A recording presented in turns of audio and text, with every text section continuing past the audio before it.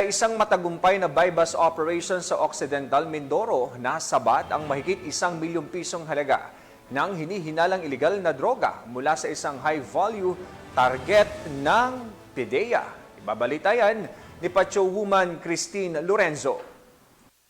Naharap sa kasong paglabag sa RA 9165 o Comprehensive Dangerous Drugs Act of 2002 ang 5 suspek na kinilalang tulak ng ilegal na droga sa ikinasang drug buy-bust operation ng PIDEA Occidental Mindoro katuwang ang Municipal Drug Enforcement Unit ng Mamburao Municipal Police Station at Provincial Drug Enforcement Unit ng Occidental Mindoro Police Provincial Office nito lamang ika-19 ng Hulyo taong kasalukuyan.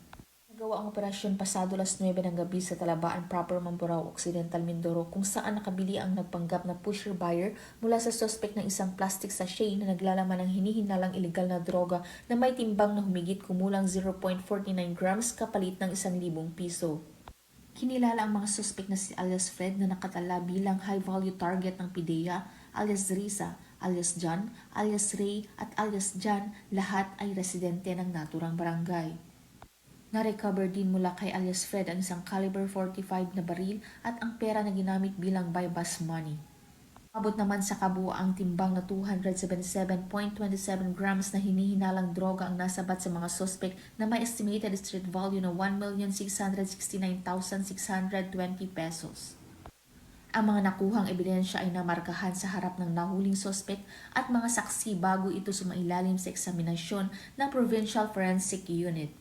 Ang mga suspect ay sasampahan ng kaukulang kasong paglabag sa Republic Act 9165 o ang Comprehensive Dangerous Drugs Act of 2002. Ang matagumpay na operasyon ay bunga ng walang tigil at mas pinaigting na kampanya ng Philippine National Police kontra iligal na droga upang mapanatili ang kaayusan, ligtas at payapa ang komunidad tungo sa kaunlaran ng bagong Pilipinas.